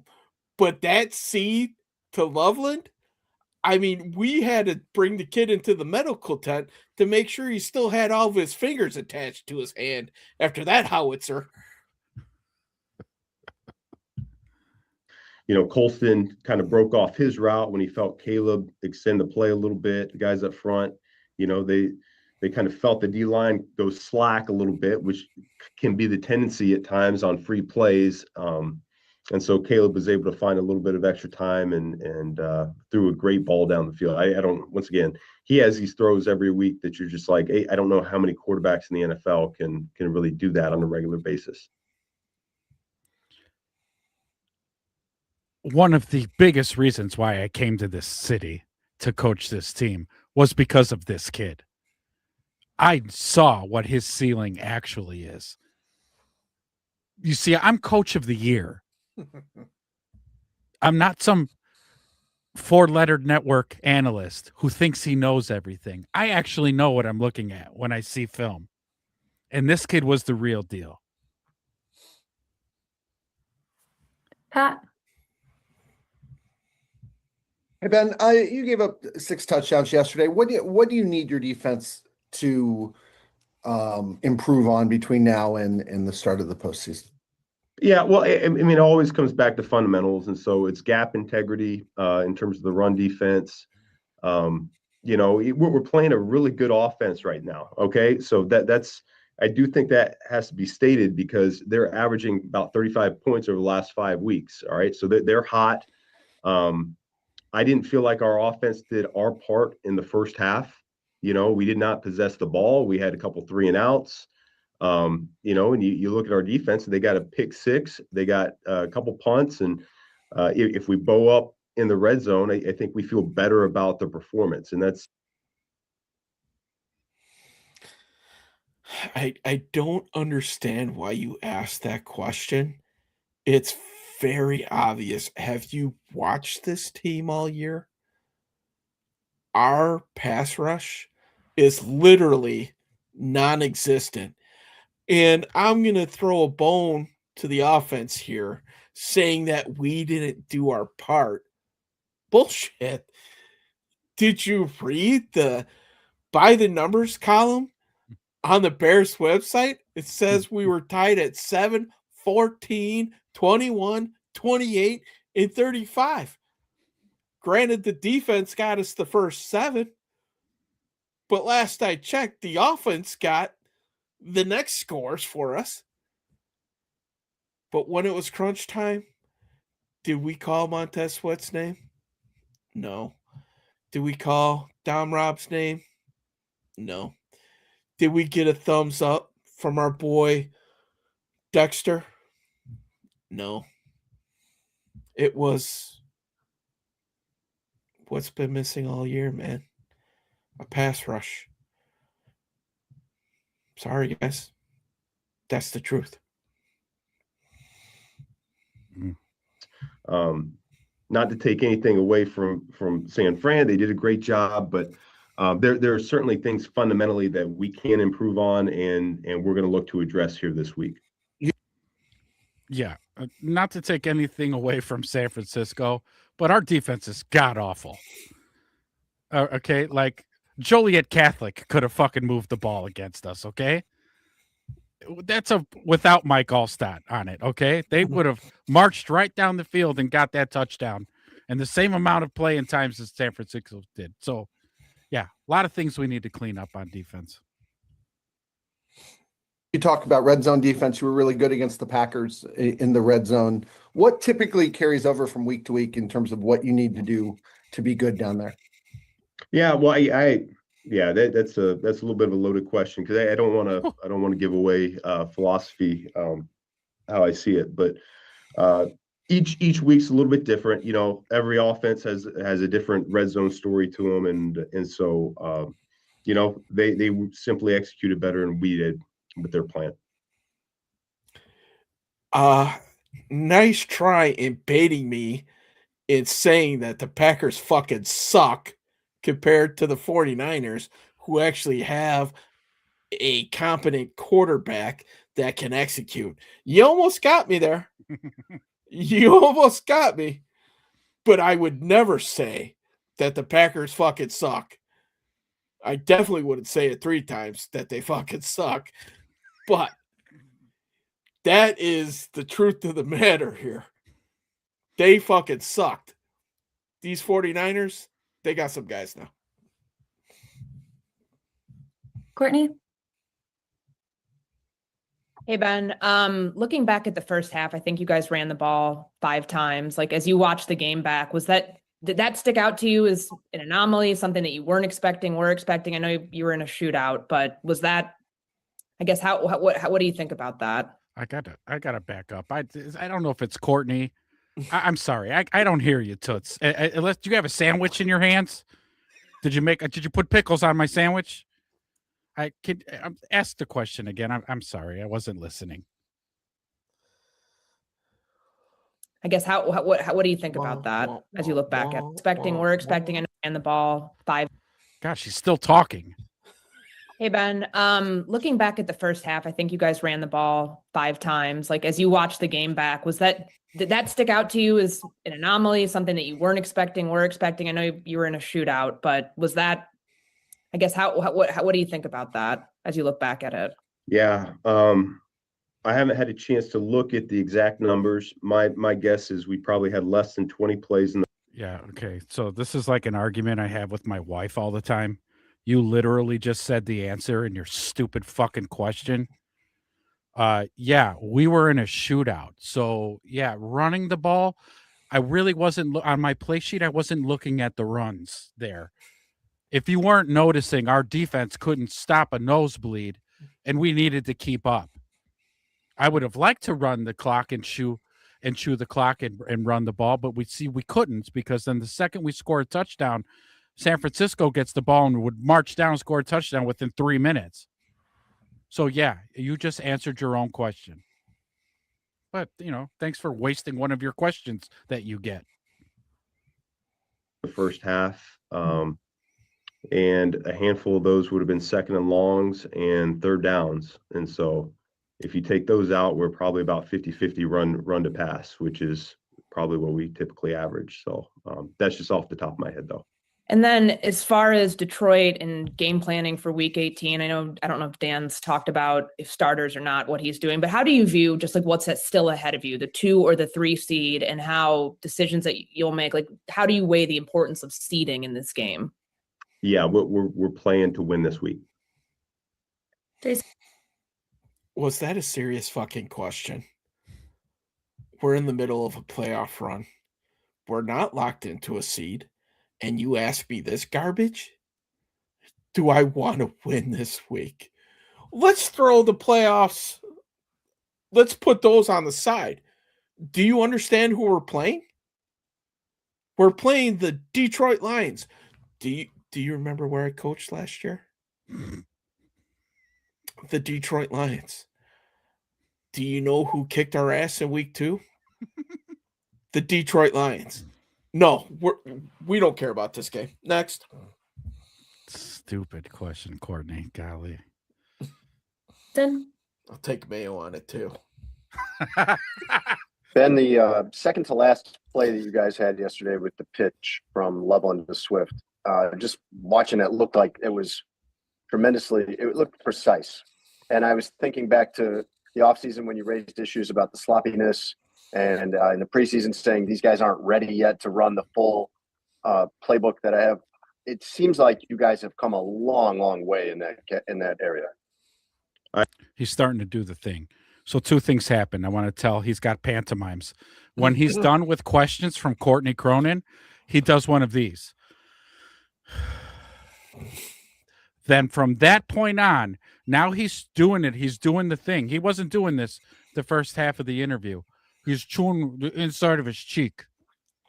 He's now, because now the stupid questions are starting to irritate him. Okay, here. So to this guy's question, yeah, the hook and ladder play. You know why it looked so fucking precise and smooth? Because coach of the fucking year. That's why.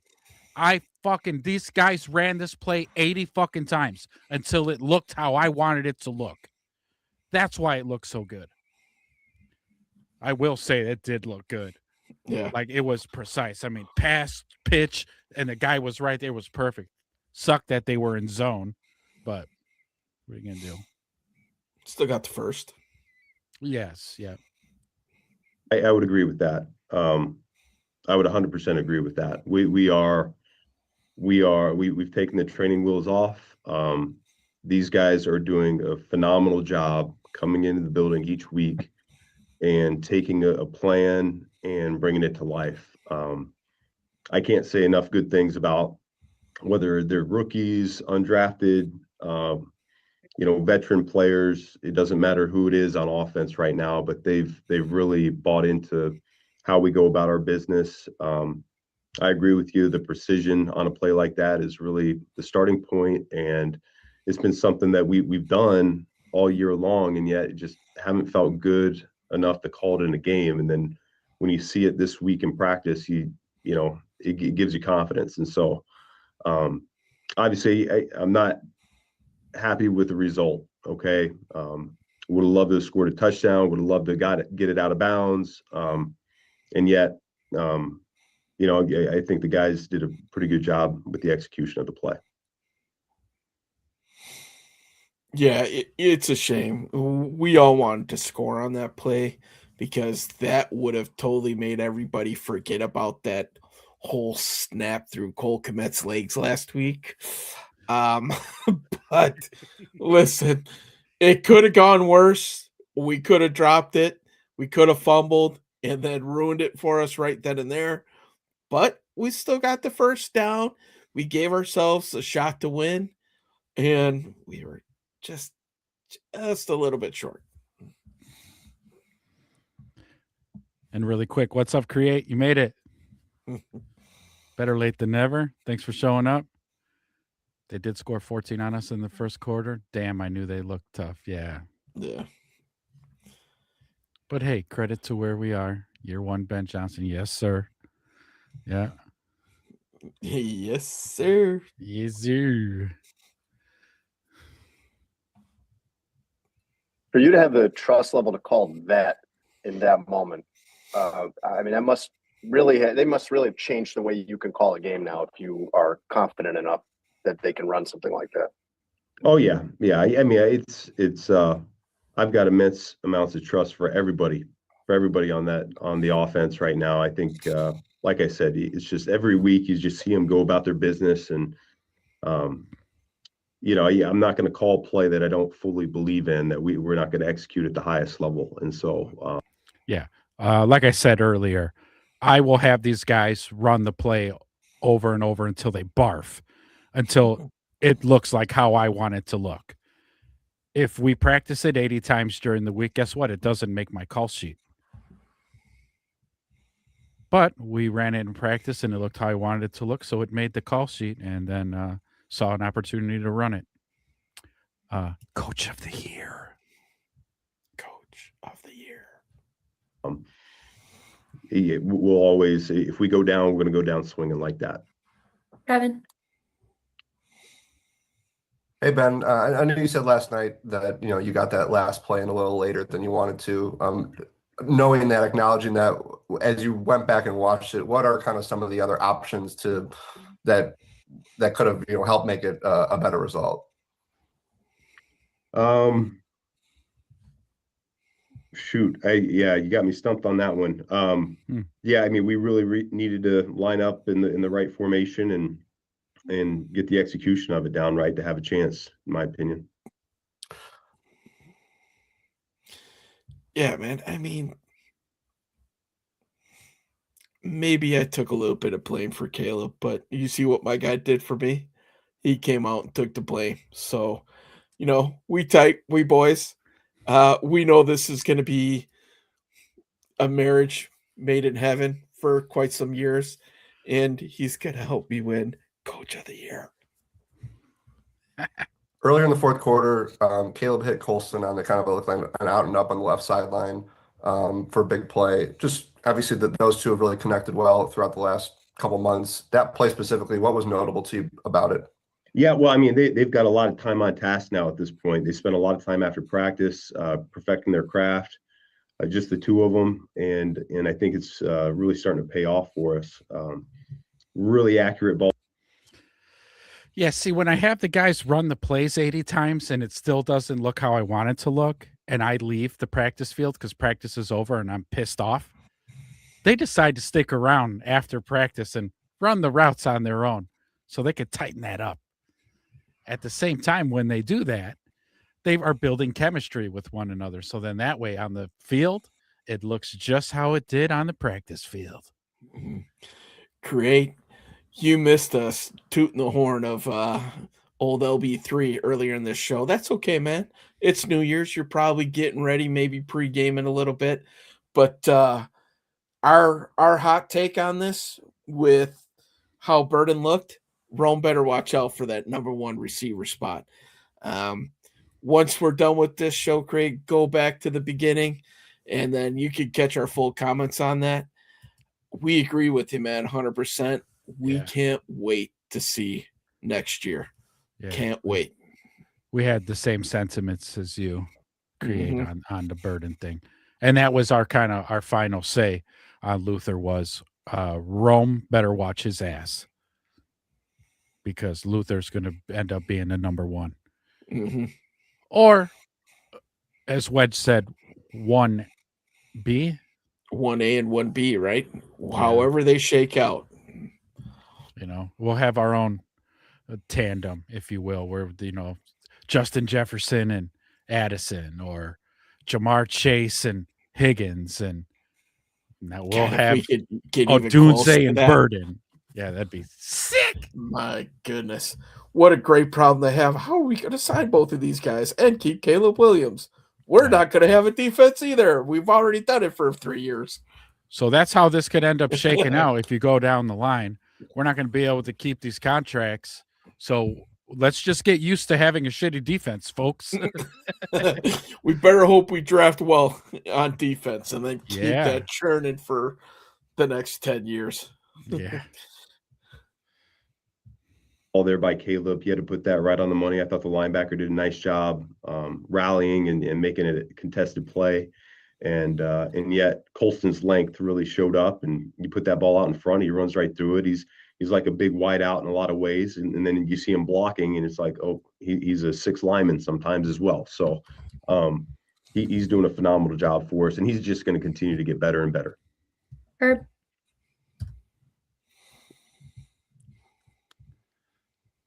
Coach, I want to go back to the field goal drive. I know that the run game wasn't prolific, but it was efficient. When you guys got down to the 10, and hindsight being what it is, I know you had the middle screen set up.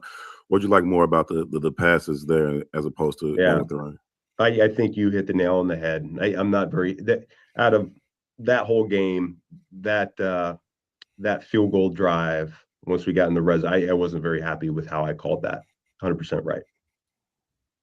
Ooh, Herb Howard plucked a nerve. Yeah. Listen, man. Do you understand who you're talking to? You're talking to the coach of the year. Okay. I didn't see anybody else come into this franchise, flip the culture, turn this thing around to where everybody wants to be here. So you know what? Check yourself. I'm the man here. So think of a new question and get back to me. Thank you. Nick. Ben, going back to that final play, how realistic of an option is Swift in the flat there? I know Caleb's looking down the middle of the field, but how realistic is it to expect him to see that type of play? Yeah, I'm not even going to let Ben talk here. Look, Swift was about as much an option as DJ Moore was a few weeks back. Remember that whole thing? DJ's wide open, but the ball was already out of Caleb's hands. It was the same premise. You guys who don't understand football need to stop watching tape and thinking guys are open or guys are options. Just stop. Stop second guessing the coach of the year. I know what I'm doing. Caleb knows what he's doing. Yeah, come on, guys. Like, with that play, I thought the same thing at first, and then I watched it again. I said, if he hits Swift 10 yards away from the end zone with 3 defenders coming at him, there's no way in hell he's scoring. He would have needed some type of Herculean tackle breaking, he had to be 99 on the hit stick in Madden, or he needed to jump about 10 feet in the air to get over these guys. There was no way. No way. And if he threw that ball and he was stopped short, what would we all be saying today? Why didn't he throw it in the end zone? Mm-hmm. Yeah. Idiots. He had John A. Walker wide open. Listen, man, I want to get that guy's name so I could send him $1 so he could go buy a fucking clue. Just saying. Nicholas Moriano. You can find him on Twitter. Nick.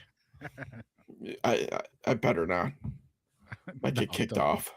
Yeah, no, we make friends with Moriano. Right. Yeah, I mean, with everything that was going on, I don't see that as a potential option. I think there was a little bit more chaos than what you would like in a situation like that. And so, I think Caleb did what he could to make chicken salad out of it. Yeah. Last one, Pat. Ben, how's Roma Dunce coming along, and is there a chance that you guys see him on Sunday? Yeah, he's right on track with where we have him slotted, and so we'll kind of go through the course of the week here and see what his availability is in terms of practice. Okay, real answer.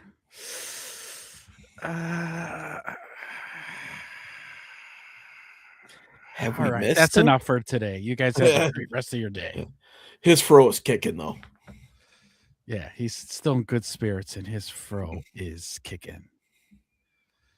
Oh man, that was good. Coach speaks always a good time. Yeah, good time. Great. Thanks for stopping in. I know you had a dip. Probably Crate's going out and painting the town red tonight for New Year's. Just knowing who Crate is. You know, he's Yeah, out there in probably the got- Ozarks, there's always Yeah. so much to do out there. probably got himself a fine lady on each arm. Nice Go- sweet thing. Go get yours, Crate. Go get yours, man. Absolutely. Absolutely.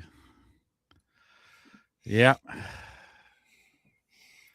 Well, that's fun. I love Coach Speak. Coach Speak's always a good time.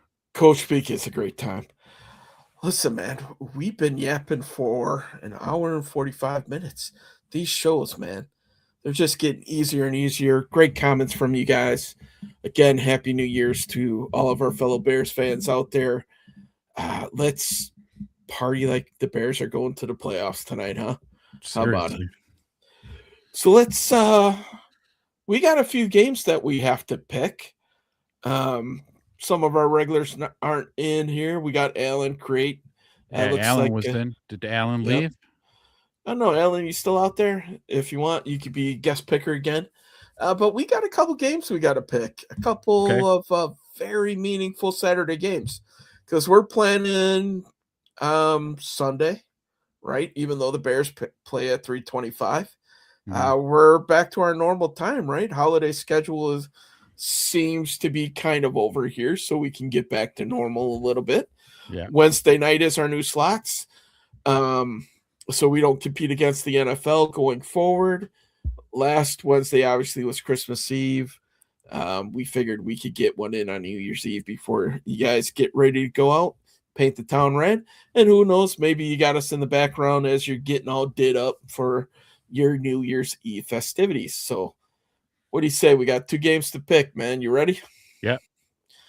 2 gigantic games, which will help shape how the NFC playoff picture is going to look. Ooh. Number 1, our favorite team to pick this year, 7-9 Tampa Bay. God. Hosts 8-8 Carolina. This is for all the marbles. Carolina, if they win, they are division champs. Atlanta did themselves a favor by winning, which could cause a 3-way tie. But from my understanding, from what I was watching, is that Carolina and Tampa Bay both own the tiebreaker against Atlanta. So even though there could be a 3-way tie for that crap-ass division, it comes down to this game. Winner takes all for the NFC South. 8-8 Carolina goes in to face the reeling 7-9 Tampa Bay Bucks. They got to win at some point, don't they? But they've proven me wrong week Right. after week after week. For 6 straight weeks. Yes. I can't, in good faith, pick the Bucks. Now, believe me, I want the Bucks to win. I have a connection with Tampa. I don't mind the Bucks. They never hurt nobody. No. I used to live in Tampa for a number of years. I great folks down there, and I want to root for them. But I've picked the Bucks the last 6 weeks, and they fucking lose them all the time, every time I pick them. So, just again, out of good faith, I'm going to go with the Panthers. Going with the Panthers. Oh, God. I really want to pick the Bucks again, but I have Tampa Bay PTSD as well. I think they screwed me when they played Miami of all teams. How can you not beat Miami? Yeah, as much as I want to pick Tampa Bay because they're playing Carolina at home, there's just no way that I can either. I think Carolina takes this division with the stellar record of 9-8. At least they're over 500, right? I mean, back in the old days, Didn't Seattle at one point make it in at 8-8 as a division winner? Just and watch like whoever wins this game go on like a 2-game tear in the playoffs or something, where you're like, how the hell is this division making any noise whatsoever? But I also will go Carolina. Baker, sorry, bro, heal up in the offseason. You know, why don't you put out a couple good sourdough recipes so that the rest of us can bake as well, I guess. All right, moving on. Another key game for the NFC playoff picture. Winner take all, I believe in this one as well. 13-3 Seattle goes back in to Levi Stadium and plays the 49ers at 12-4. Winner takes all. Number 1 seed on the line. San Francisco's offense is about as hot can be. Brock Purdy has scored or taken part in 5 touchdowns in the last 2 games, once against our beloved Bears, so we've seen him firsthand. But Seattle has a lot to play for. Number 1 seed. If San Francisco wins this game, number 1 seed, all the way home field advantage throughout the playoffs, including the Super Bowl if they can make it. Yeah, that's something else. Yeah. Yeah. It's really hard for me to pick against San Fran here because they're so red hot. Yeah. But big win over the Bears. They're got to be really feeling themselves. San Fran this is probably the best defense that San Fran has gone against probably in the last 5 weeks. But what's the X factor on Seattle, though? Sam Darnold. Yep. It's not playoff Sam yet, because if this was a playoff game, I know which way I would lean for sure. True. Just they didn't punt for a whole month. Yeah. It seems like the game is moving in slow motion for Purdy. Yeah. He's throwing the ball to a spot, not to a guy. And every time the guy in the spot are coming together, it was absolutely amazing.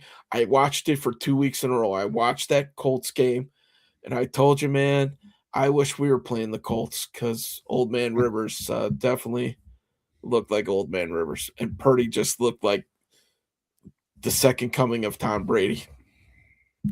Yeah. This could end up being a very close game. But with some of those factors that you mentioned, the intangibles, shit that don't matter in a football game, like home field advantage throughout the whole playoffs, including the Super Bowl, it's like too much of a storyline. I'm gonna go Niners. Go Niners. Yeah. Okay. My friend, believe that Seattle has enough to cool this offense down. Okay. Their defense, I think, can limit CMC, though Brock Purdy has shown that he can definitely carry the load. But you take CMC out in one phase. I mean, think about that Bears game. If they were able to contain CMC in the run game, I think we had a different result there. So I think the injuries just pile up too much for the Niners. It finally catches up to them, and they have trouble overcoming it. Though this is going to be a great game to watch. I will definitely be watching this game. Yeah. And it's on ESPN. Thank God it's not behind a paywall, because not that it matters for us, but right. And that's where I'm going to leave that. But for those people that had to deal with paywalls, God, I hate that shit. Speaking of paywalls, I was watching a show, and if you were to have a subscription for every service that the NFL plays behind, it costs the average fan over $1,500 a year. Jesus. Crazy, isn't it? Yeah. Wow. Unbelievable. So that's actually the next short I was going to make. I was going to pull it from our last show because I went on that tangent Yeah. about hey NFL, please stop fucking your fans. Yeah, that was going to Well, be the do you next. want me to repeat that with maybe a little bit more flair? The NFL is charging us $1,500 a year as an average fan. I will use that. Why? There you go. There's a clip for you. That'll go in with it. Okay. So, okay. Show divided here for us, but man, Yeah, that's it's gonna a be a great fun game. watch, though. Yeah, it's gonna be a great football game. Whoever wins, I would you're not looking be. at this is free playoff football, fans. Mhm. To all NFL fans, this is a free playoff game, just like our game was. That was a Yep. playoff game. There is very highly possibilities that these two teams will see each other again. Same thing with Bears 49ers. Hell, Bears Rams is a possibility. There's going to be a lot that will get determined with that game, and the rest of it we got to wait until the 325 slot, which we'll pick the rest of those games Sunday morning. Sunday morning. And then we'll roll from there. So it's going to be a good weekend of football. It's going to be a great weekend of football. There are a lot of important games. Just to highlight a few in the Sunday slot, we talked about the Saturday ones and picked those. That New Orleans Atlanta game, man, no, not at all. Let's. I was see. like, is this for draft seating? Right. Detroit, Chicago, obviously, Yeah, which big. we might talk about on Sunday morning. Chargers, Broncos, very important. That's for seeding. Rams are playing Arizona. That's a seeding thing as well. That's not going to be much of a game. New England also vying for the number 1 seed. They are playing Miami. Buffalo, which is vying for seeding, is playing the Jets. So that's not much of a game there. And then you got Philly and Washington. So you got to think that game is going Philly's way. So that makes this game even more important for the Bears, which we will talk about on Sunday.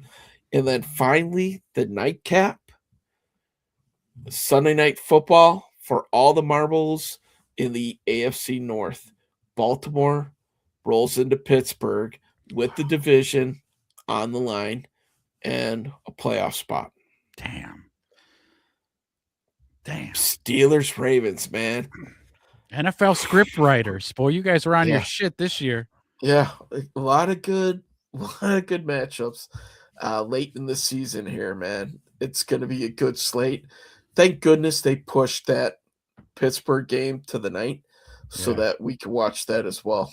Yeah, absolutely. So- What a great week of football. Yeah, damn. Yeah. And you know what makes it even more exciting is that we're in the storyline. We're We're in part the of this, dance, baby. Yeah, we're part of it, man. Shit makes me want to dance. Yeah. The Damn. Sunday noon slot. I tell you what, guys, Nope, if you guys are sleeping. planning Wake up for our good show. dinner, yeah. Go ahead. If you guys are planning a good dinner, you have plenty of time to get it ready before the Bears kick off. Let's just put it like that. So you'll have from 11 a.m. when we end our show right up until 3 o'clock before you have to be ready. You ain't going to miss anything in between. Though the Packers are playing the Vikings, not that matters. One thing to take a look at in that game is to see if Love is going to be back. From what I've been hearing on local sports media, he is not. So to tease a possible storyline for the first round of the playoffs, if all goes well for the Bears might be playing the Green Bay Packers in the first round with a quarterback that they knocked out 3 weeks before who hasn't returned until the playoffs. Till that game. Yeah. Yeah. The team that took him out. It's the team that he comes back to play. Mm-hmm. Yeah. I love it. At Soldier Field again. Fitting. Yes. So can't wait. It's going to be a good weekend of football. We will be live again Sunday morning, 9 a.m. Absolutely. Thank you guys for showing up. Don't forget to hit like, subscribe, Ding go the down in bell. the description, follow us on all the other socials. We're working on a TikTok. Yeah. We'll tease it there. So for those you guys on TikTok, hopefully we'll have some exciting news by Sunday might be kind of close, but we'll see what happens.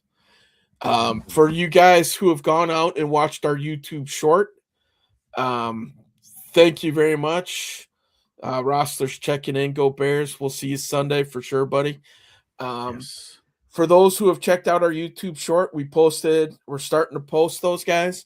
Our first one, 1.3K. Woo! Over 1,000 views Yeah. within like 12 hours, guys. So if you guys were part of that, thank you very much. Hopefully we'll bring you some quick hitters like that. Because some of us we have short attention spans, myself included. So Shorts are a good consumption. It's fast. we'll get out there on the TikToker and go from there. So excellent. All right, Till y'all. then. We're gonna see you out with a little dance party.